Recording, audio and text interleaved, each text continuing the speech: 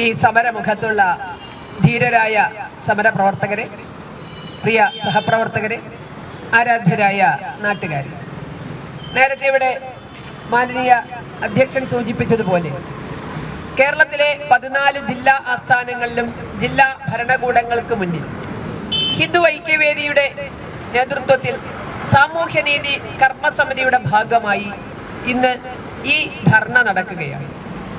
സാമൂഹ്യനീതി ആവശ്യപ്പെട്ടുകൊണ്ട് തന്നെയാണ് ഈ ധർണ നടക്കുന്നത്.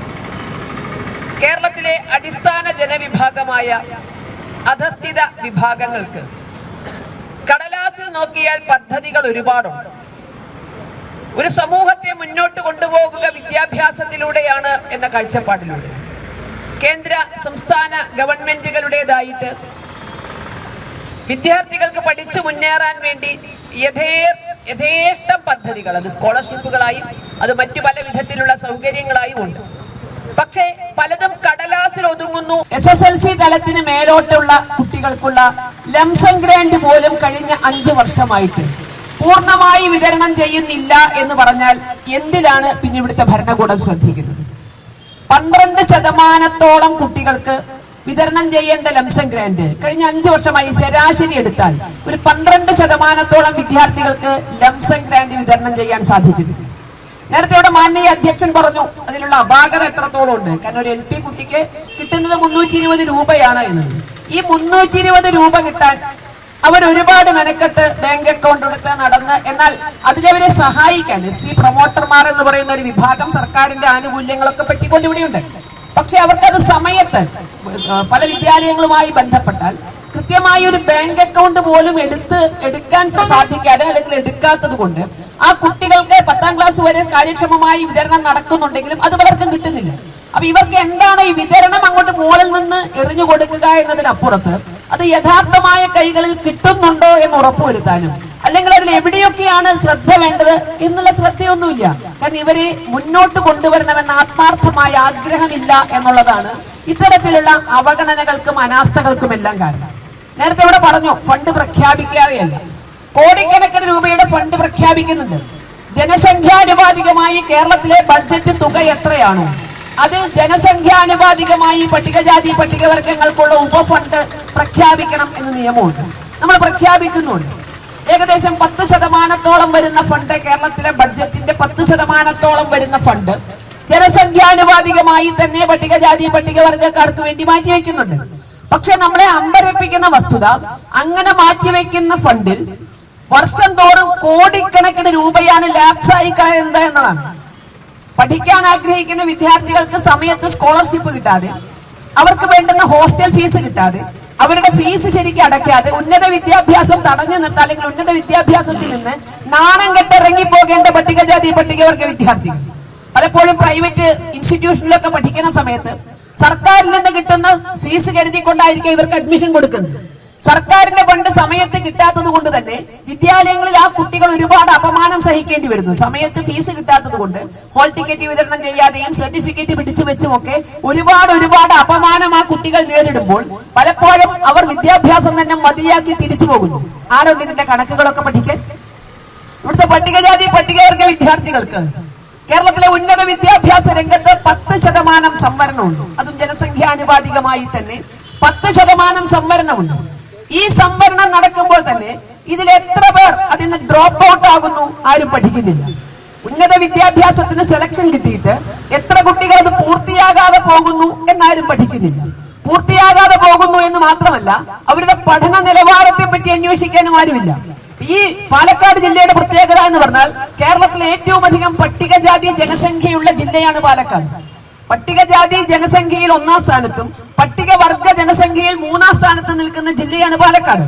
ഈ പാലക്കാട് ജില്ലയിലെ അകത്തേത്തറ NSS എഞ്ചിനീയറിംഗ് കോളേജിലെ പൂർവ്വ വിദ്യാർത്ഥികൾ വളരെ വസ്തുനിഷ്ഠമായ ഒരു പഠനം നടത്തുകയുണ്ടായി.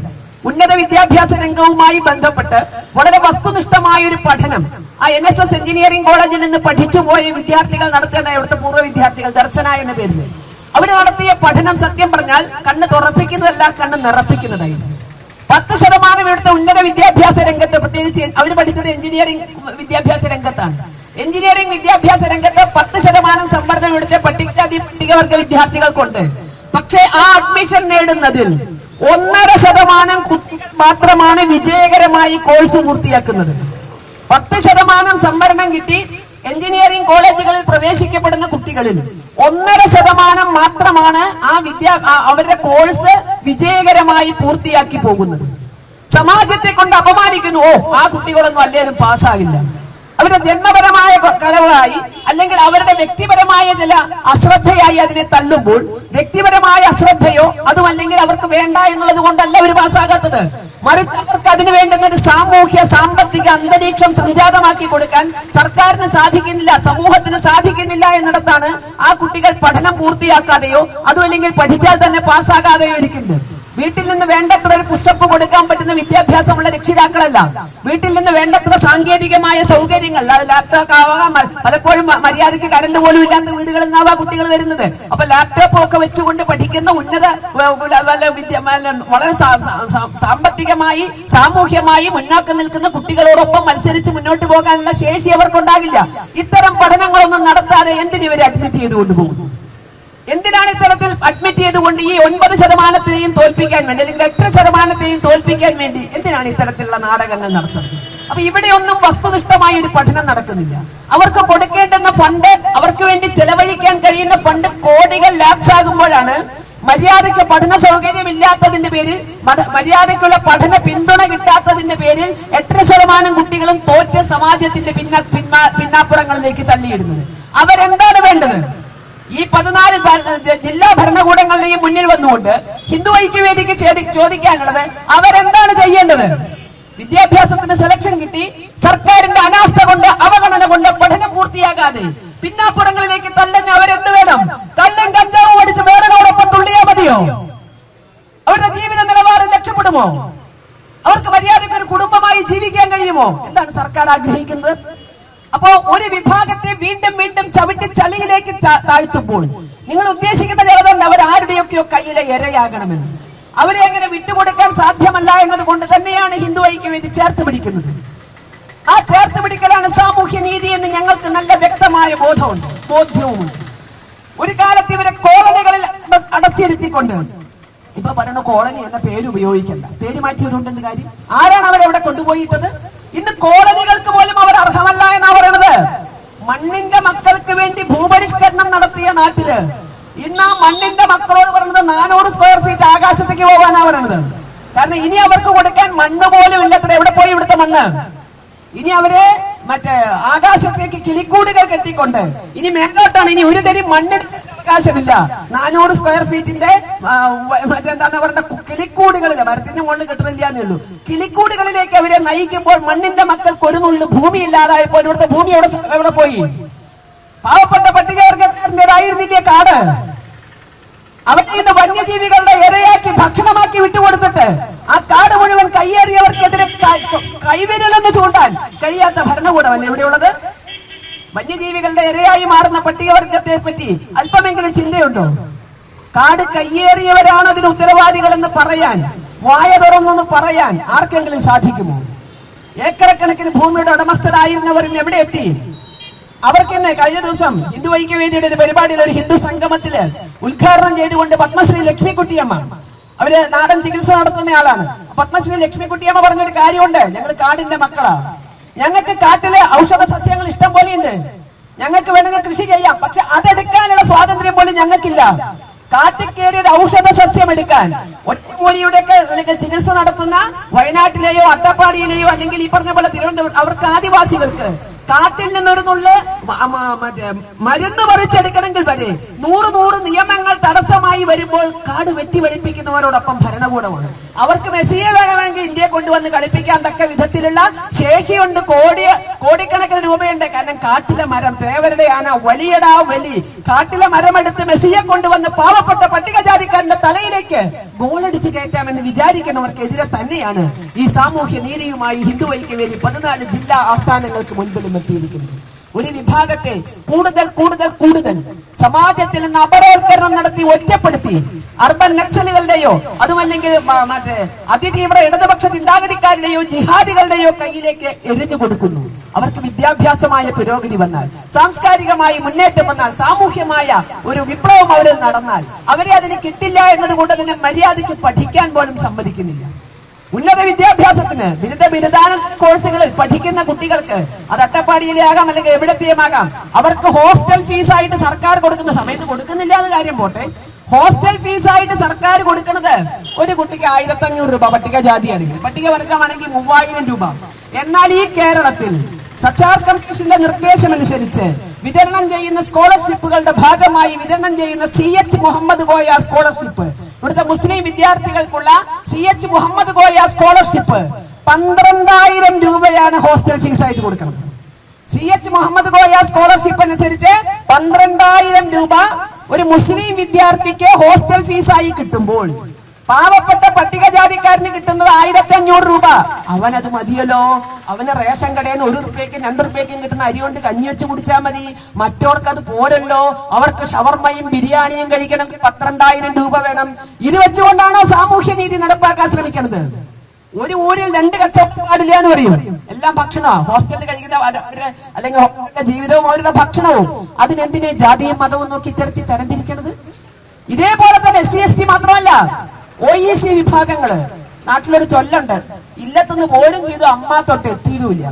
OBCയിൽ നിന്നെടുത്ത് ഷെഡ്യൂൾഡ് കാസ്റ്റുമായി ബന്ധപ്പെട്ടെങ്കിൽ അത്തരത്തിലുള്ള ആനുകൂല്യങ്ങൾ കിട്ടും എന്നൊക്കെ പറഞ്ഞ് ഒരു 10-30 സമൂഹത്തെ അതിൽ നിന്ന് മാറ്റി OEC എന്ന് പറഞ്ഞു. ഇപ്പൊ അവർക്ക് OBCD ഇല്ല, SCD ഇല്ലാത്ത അവസ്ഥയിൽ ഇല്ലത്തുനിന്ന് പോലും ചെയ്തു അമ്മ തൊട്ട് എത്തിയതുമില്ല എന്നുള്ള അവസ്ഥയിൽ ഒരു വലിയ വിഭാഗം നിൽക്കുന്നു.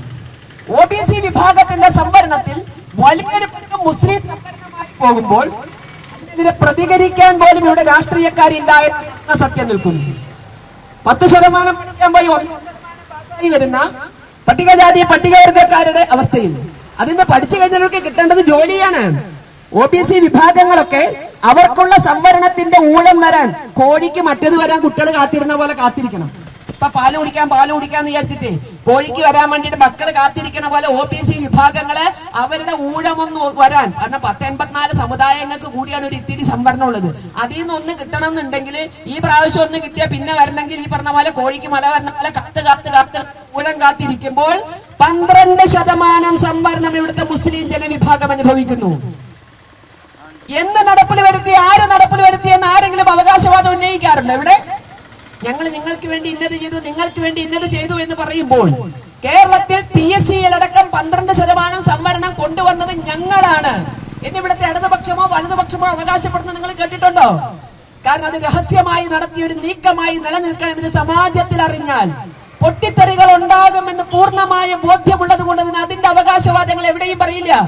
12% സംവരണം ഇവിടുത്തെ മുസ്ലിം ജനവിഭാഗങ്ങൾക്ക് കിട്ടുമ്പോഴാണ് പട്ടികജാതിക്കാരന് 8%, പട്ടികവർഗക്കാരന് 2%. ഇവിടുത്തെ പട്ടികവർഗക്കാരനേക്കാൾ അവശതയിലാണ് മുസ്ലിം സമൂഹം നിൽക്കുന്നത്. 8 മെഡിക്കൽ കോളേജുകൾ കേരളത്തിൽ, മൈനോറിറ്റി സ്റ്റാറ്റസ് ഉള്ളതുണ്ട്. മുസ്ലിം ജനവിഭാഗത്തിൻ്റെത് മാത്രമായിട്ട് 8 മെഡിക്കൽ കോളേജുകൾ. ഈ 8 മെഡിക്കൽ കോളേജ് 10 സീറ്റ് ഒരു സമുദായത്തിന് മാത്രം, അവരുടെ സമുദായത്തിന് മാത്രം സംവരണം ചെയ്തിരിക്കുന്നു. 8 മെഡിക്കൽ കോളേജുകളിൽ കൂടി 800 സീറ്റ് ഉണ്ടെങ്കിൽ 400 ഒരു വിഭാഗത്തിന് മാത്രമായി സംവരണം ചെയ്യുമ്പോൾ പട്ടികജാതി പട്ടികവർഗക്കാരന്റെ അവസ്ഥ എന്ത്? പാലക്കാട് ഒരു മെഡിക്കൽ കോളേജ് ഉണ്ട് അല്ലെ, അതിനപ്പുറത്ത് അവർക്ക് എന്തുണ്ട്? അവർക്ക് എത്ര ആളുകൾ അവരിൽ നിന്ന് പഠിച്ച് ഉന്നത വിദ്യാഭ്യാസത്തിലൂടെ ഡോക്ടറായോ എഞ്ചിനീയറായോ വരുന്നുണ്ട് എന്നുള്ള ആ കണക്കുകൾ പഠിക്കാൻ ഇവിടുത്തെ സമൂഹത്തിന് ഇപ്പോഴും സമയമില്ല. ഈ 8 മെഡിക്കൽ കോളേജുകളുടെ മാത്രമല്ല, ഈ ഏറ്റവും കൂടുതൽ SC വിഭാഗമുള്ള പാലക്കാട് ജില്ല, പട്ടികജാതിയിൽ 1ാം സ്ഥാനവും പട്ടികവർഗത്തിൽ 3ാം സ്ഥാനവും ജനസംഖ്യയിലുള്ള പാലക്കാട് ജില്ലയില് 101 വിദ്യാലയങ്ങൾ, നമ്മൾ വല്ല ഐശ്വര്യൊക്കെ പറയണമായുള്ള കണക്കാ, 101 വിദ്യാലയങ്ങൾക്ക് മൈനോറിറ്റി സ്റ്റാറ്റസ് ഉണ്ട് ഈ പാലക്കാട് ജില്ലയില്. 101 വിദ്യാലയങ്ങൾ ന്യൂനപക്ഷ പദവി കരസ്ഥമാക്കിയിരിക്കുന്നു. ഈ ന്യൂനപക്ഷ പദവി കരസ്ഥമാക്കിയ 101 വിദ്യാലയങ്ങളിലും പട്ടികജാതി പട്ടികവർഗ സംവരണമില്ല.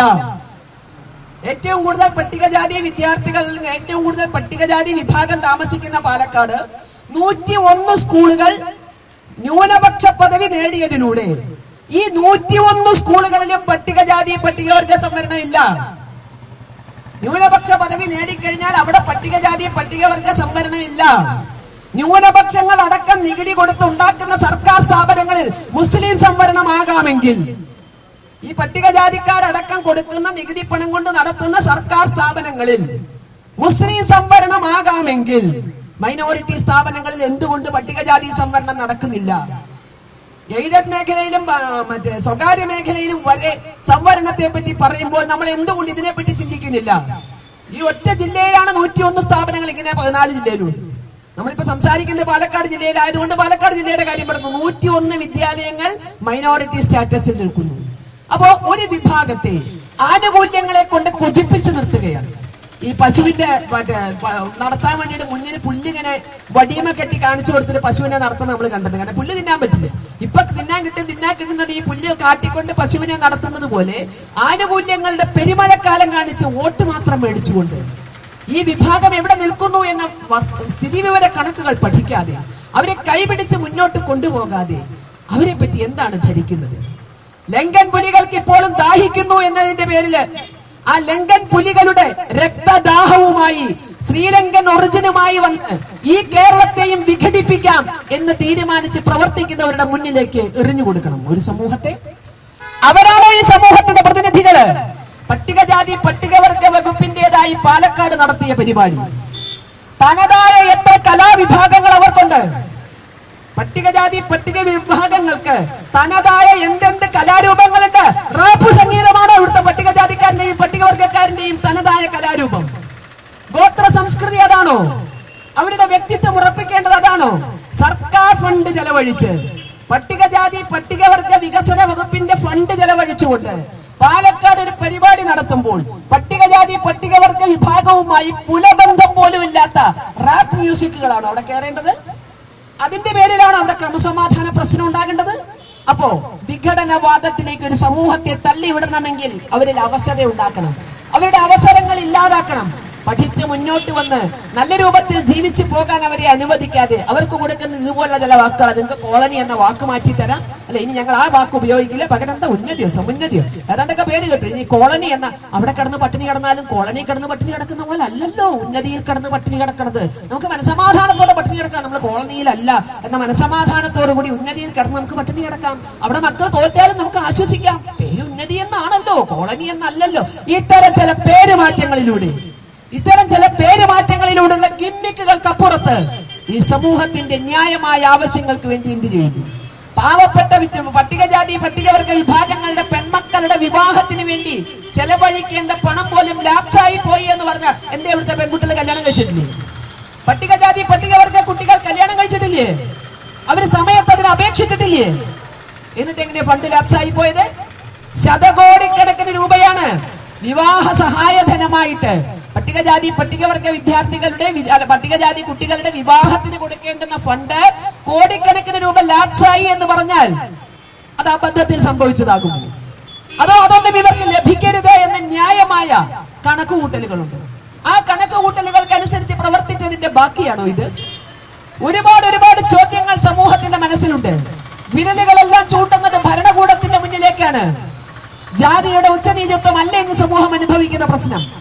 നമ്മൾ ഒന്നാണെന്ന ഒറ്റ മനസ്സോടുകൂടി, അന്ത്യജന അഗ്രജൻ ഇല്ലിവിടെ എന്ന ഒറ്റ മനസ്സോടുകൂടി തന്നെയാണ് ഹിന്ദു ഐക്യവേദി ഈ വിഷയം ഏറ്റെടുക്കുന്നത്. വർഷങ്ങളായി ഹിന്ദു ഐക്യവേദി എല്ലാ സമൂഹത്തിന്റെയും ആവശ്യങ്ങൾ പഠിച്ചുകൊണ്ട് ഭരണകൂടത്തിന് മുന്നിൽ ആവശ്യങ്ങൾ സമർപ്പിച്ചിരുന്നതാണ് ഹിന്ദു അവകാശ പത്രിക. ആ ഹിന്ദു അവകാശ പത്രിക കേരളത്തിലെ എല്ലാ സമുദായ സംഘടനകളുമായി ആലോചിച്ചാണ്. കേരളത്തിലെ 2 മുഖ്യമന്ത്രിമാർക്ക് മുന്നിലും ഞങ്ങൾ ഇത് ചർച്ച ചെയ്തിട്ടുണ്ട്. ഇത് ആദ്യം കൈമാറിയത് ഉമ്മൻചാണ്ടിക്കാണ്. ഉമ്മൻചാണ്ടി സർക്കാരുമായി ചർച്ച നടത്തിയിട്ടുണ്ട്, പിണറായി സർക്കാരുമായി ചർച്ച നടത്തിയിട്ടുണ്ട്. പക്ഷേ നടപ്പിലാക്കേണ്ടവർക്ക് ആത്മാർത്ഥത വേണ്ടേ? ഇന്നിന്നതാണ് അവരുടെ ആവശ്യങ്ങൾ, ഇന്നിന്നതാണ് അവരുടെ ആഗ്രഹങ്ങൾ. ഇത് വളരെ കൃത്യമായി ഭരണകൂടത്തെ ധരിപ്പിക്കുന്നതിൽ ഹിന്ദു ഐക്യവേദിയോടൊപ്പം എല്ലാ സമുദായ സംഘടനകളും ഉണ്ടായിട്ടുണ്ട്. പക്ഷേ എന്നിട്ടും അതിൽ ഏതാനും ചില കാര്യങ്ങൾ നടപ്പിലാക്കി എന്നതിനപ്പുറത്ത് അതിന്റെ അടിസ്ഥാന ആവശ്യങ്ങൾക്ക് മുന്നിൽ ഇന്നും പുറംതിരിഞ്ഞു നിൽക്കുകയാണ്. ആനുകൂല്യങ്ങളും അവസരങ്ങളും നിഷേധിച്ചുകൊണ്ട് വിഘടനവാദികളുടെ കൈകളിലേക്ക് എറിഞ്ഞു കൊടുക്കുന്നു എന്ന് മാത്രമല്ല, ആലോചിച്ച് നോക്കൂ, എന്തിനാണ് കോളനികൾ തുടങ്ങിയത് എന്ന് ചിന്തിച്ചാൽ നമുക്കൊരൊറ്റ ഉത്തരവേ ഉള്ളൂ. പൊതുസമാജവുമായി ഇടപെടുന്നത് അകറ്റി നിർത്തുകയും മദ്യവും മയക്കുമരുന്നും അടക്കമുള്ളവ യഥേഷ്ടം ഒഴുക്കാൻ പറ്റുന്ന ഒരു സംവിധാനം. കാരണം ഒരു കാലത്ത് മുന്നോട്ട് വരരുതെന്ന ആഗ്രഹം. അത് അവിടെ നിന്നും പോയി ഇന്ന് എവിടെ എത്തി? ഇന്ന് ആരെയാണ് അധസ്ഥിത ജനവിഭാഗങ്ങൾ ആരാധിക്കേണ്ടത്? കയ്യിൽ കഞ്ചാവ് വെച്ചു എന്ന് തെളിഞ്ഞ്, ഞാനത് ഉപയോഗിച്ചു എന്ന് തെളിഞ്ഞ് കേസെടുത്ത്, പെണ്ണിനെ പിടിച്ചു എന്ന് പറഞ്ഞ് അതില് കേസെടുത്ത്, അല്ലെ, എല്ലാം നിൽക്കുന്നവരെ സർക്കാർ അതിഥിയായി കൊണ്ടുപോയി മുഖ്യമന്ത്രി അടക്കമുള്ളവർ കെട്ടിപ്പിടിക്കുമ്പോൾ ഒരു സമൂഹത്തെ അങ്ങോട്ടാണ് ഒരിഞ്ഞു കൊടുക്കേണ്ടത്? ചിന്തിച്ചു നോക്കാം. നമ്മള് കൊല്ലത്ത് ഒരു കലാപരിപാടിക്ക്, അല്ലെ, ആളെത്തിയില്ല എന്നും പറഞ്ഞുകൊണ്ട് ചെളിവാരി വേദിയിലേക്ക് എറിയുന്നത് നമ്മൾ കണ്ടു. ഉള്ളിൽ ചെല്ലണ കഞ്ചാവിന്റെ ബാക്കിയാണ് ചെളിവാരി. ആ ചെളിവാരി സമൂഹം എറിയേണ്ടത് ഇവിടുത്തെ ഭരണകർത്താക്കളുടെ മുഖത്തേക്കാണ്. ആ ചെളിയിൽ ഒരു പിടിയെങ്കിലും തെറിപ്പിക്കേണ്ടത് സമാജത്തെ ജാതി പറഞ്ഞ് തരംതിരിച്ച് പല തട്ടുകളിലാക്കി അവരെ പരസ്പരം തമ്മിൽ തല്ലിക്കാൻ നോക്കുന്ന, അതിന് അംഗീകാരം കൊടുക്കുന്ന, അതുപോലെ തന്നെ ആനുകൂല്യങ്ങളും അവസരങ്ങളും കടലാസിൽ മാത്രം വിശ്രമിപ്പിക്കുന്ന ഭരണകൂടങ്ങൾക്കെതിരെ അതിൽ ഒരു നുള്ളു ചെളി എങ്കിലും വാരി എറിയാൻ സമാജത്തിന് കരുത്തുണ്ടായാൽ നമുക്കൊരിക്കലും ഇതുപോലുള്ള അവഗണന നേരിടേണ്ടി വരില്ല. ആ സമാജത്തിൽ മദ്യവും മയക്കുമരുന്നും അധസ്ഥിത ജനവിഭാഗങ്ങൾക്കിടയിൽ ആ മയക്കുമരുന്നിന്റെയൊക്കെ പ്രചരണം വ്യാപകമാക്കാൻ വേണ്ടി തന്നെയാണ് ഭരണകൂടത്തിന്റെ ഒത്താശയോടുകൂടിയാണ് ഇവിടെ പല കാര്യങ്ങളും നടക്കുന്നത്. അത് നമുക്ക് ഏറ്റവും നല്ല തെളിവായി. കഞ്ചാവ് കയ്യിൽ വെച്ചവനെ അറസ്റ്റ് ചെയ്തവനെ കെട്ടിപ്പിടിച്ചുകൊണ്ട് ഒരു ഭരണാധികാരി നിൽക്കുമ്പോൾ ഇത് സൂചനയാണ്, നിങ്ങളോടൊപ്പം ഞങ്ങളുണ്ട്, നിങ്ങൾ കഞ്ചാവ് ഉപയോഗിക്ക്.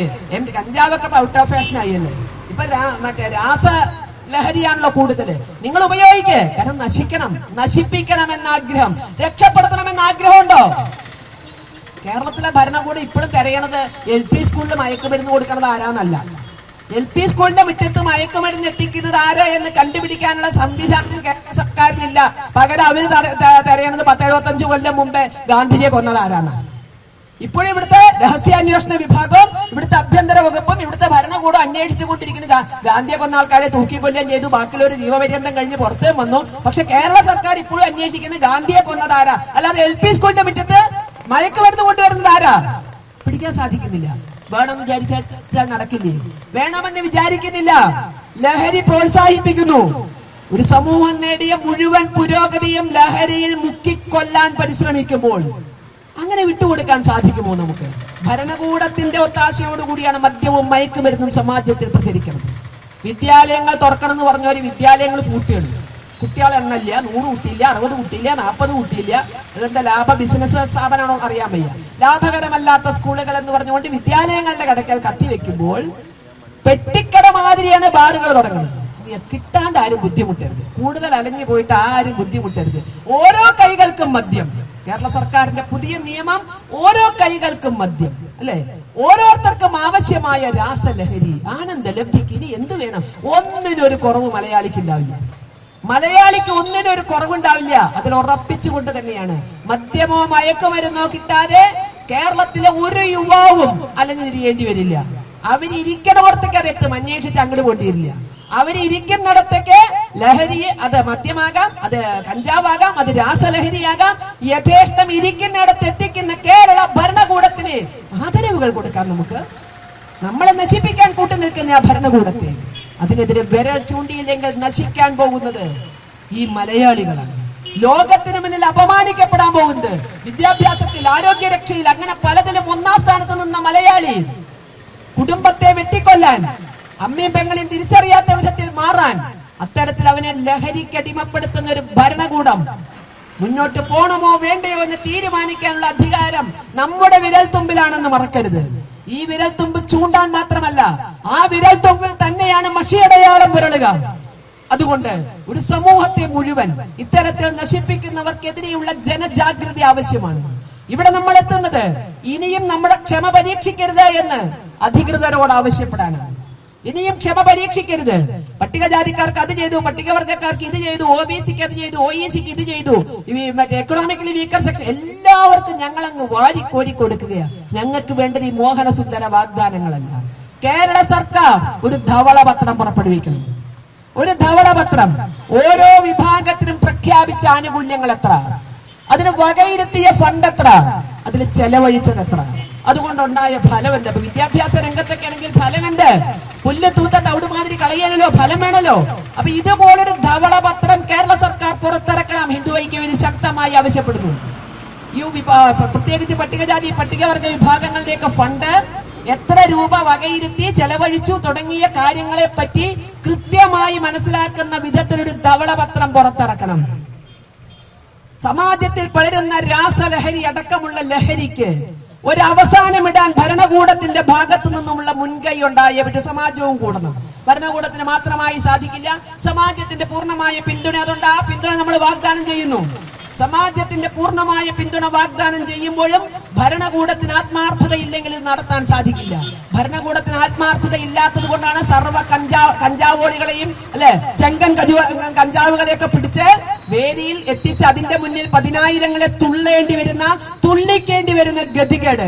ആടിക്കളിക്കടാ കുഞ്ചിരാമ, ചാടിക്കളിക്കടാ കുഞ്ചിരാമ എന്ന് പറഞ്ഞിട്ട് ആ കുഞ്ചിരാമന്മാരെ ചാടിക്കളിപ്പിക്കുകയും ചുടുചോറ് മാന്തിക്കുകയും ചെയ്യുന്ന ഇത്തരം സംവിധാനങ്ങൾ അവസാനിപ്പിക്കാൻ സമയമായി എന്ന് ഭരണകൂടത്തിന് മുന്നിൽ കെഞ്ചാനല്ല, ആജ്ഞാപിക്കാൻ തന്നെയാണ് ഹിന്ദു ഐക്യവേദി എത്തിയിരിക്കുന്നത്. കാരണം ഞങ്ങളൊരു സംഘടനയല്ല, ഞങ്ങളോടൊപ്പം ഈ കേരളത്തിലെ എല്ലാ സാമുദായിക സംഘടനകളും ഉണ്ട്. ഞങ്ങൾ ഒന്നിച്ചുകൊണ്ട് മതി. ഇനി ഈ സമൂഹത്തെ ആടിക്കളിപ്പിക്കാനും ചാടിക്കളിപ്പിക്കാനും നിൽക്കണ്ട. അപ്പൊ ആടിക്കളിക്കട ചാടിക്കളിക്കട എന്ന് പറയുന്നവർക്ക് മുന്നിൽ അതിന് തയ്യാറല്ല എന്ന് പറയാൻ, അത്തരത്തിലുള്ള ശ്രമങ്ങൾ അവസാനിപ്പിക്കണമെന്ന് പറയാൻ തന്നെയാണ് ഹിന്ദു ഐക്യവേദി 14 ജില്ലാ ആസ്ഥാനങ്ങളിലും എത്തിയിരിക്കുന്നത്.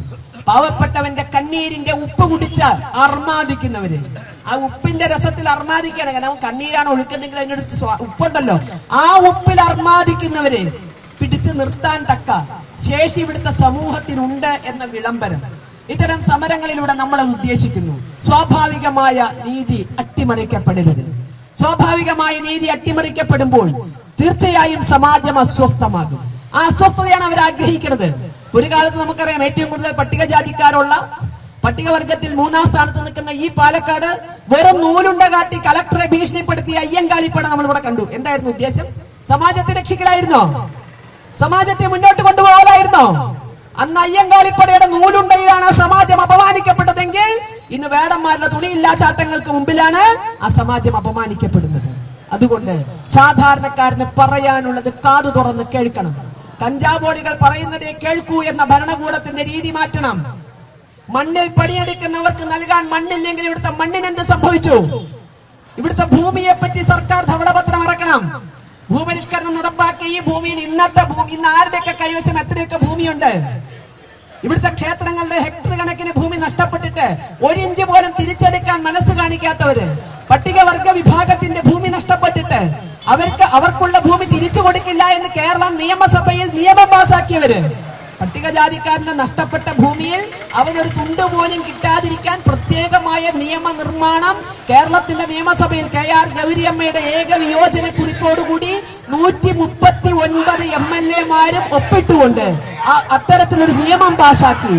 ആ പാവങ്ങളെ നമ്മൾ ചിന്തിക്കുക, ആ പാവങ്ങളെ ഇത്തരത്തിൽ ഒരു ഭരണകൂടത്തിന്റെ മുന്നിൽ കെഞ്ചിക്കേണ്ട ഒരു ദുരവസ്ഥ ഉണ്ടാക്കുന്നെങ്കിൽ തീർച്ചയായും അതിന് ജനകീയമായ പ്രതിഷേധവും ജനകീയമായ പ്രതിരോധവും തന്നെയാണ് പരിഹാരം. അല്ലെങ്കിൽ അതിലപ്പുറം മറ്റൊരു പരിഹാരമില്ല എന്ന തിരിച്ചറിവിലാണ് ഇന്ന് 14 ജില്ലാ ആസ്ഥാനങ്ങൾക്ക് മുമ്പിലും നീതി തേടിക്കൊണ്ട് ഹിന്ദു ഐക്യവേദി എത്തുന്നത്.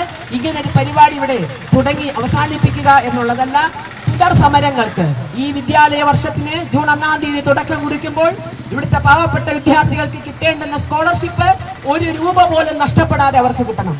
സമയാസമയങ്ങളിൽ അവർക്ക് കിട്ടേണ്ടുന്ന വിദ്യാഭ്യാസ ആനുകൂല്യങ്ങൾ കിട്ടണം. അവർക്ക് കിട്ടേണ്ടുന്ന വിദ്യാഭ്യാസ പിന്തുണ, പൂർണ്ണമായി പഠിക്കാൻ ആവശ്യമായ പിന്തുണ അവർക്ക് കിട്ടണം. അപ്പൊ അതുകൊണ്ട് ഈ സമരം ഒരു സൂചനയായി കണക്കാക്കണം എന്ന് ഇവിടുത്തെ ഭരണകർത്താക്കളോട് പറഞ്ഞുകൊണ്ട് ഇത് ഉദ്ഘാടനം ചെയ്തതായി പ്രഖ്യാപിച്ചുകൊണ്ട് ഞാൻ എന്റെ വാക്കുകൾ നിർത്തുന്നു. നിങ്ങൾക്ക് നന്ദി. വന്ദേ മാതരം.